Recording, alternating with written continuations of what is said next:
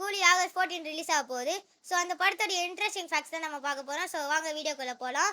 And நம்ம சேனலுக்கு நீங்கள் புதுசாக இருந்தீங்கன்னா மறக்காமல் சப்ஸ்கிரைப் பண்ணிடுங்க. வெல்கம் டு ஆர்கே சினிவர். ஆக்சுவலாக கூலி படத்தோட பட்ஜெட் அப்படின்றது 350 to 400 crores அண்ட் ரஜினியோட சேலரி அப்படின்றது 150 crores. அண்ட் சாங்ஸ் வந்து அனிருத்தா மியூசிக். ஸோ படத்துக்கு ஏற்ற மாதிரி நல்லா சூப்பராக தான் இருந்துச்சு.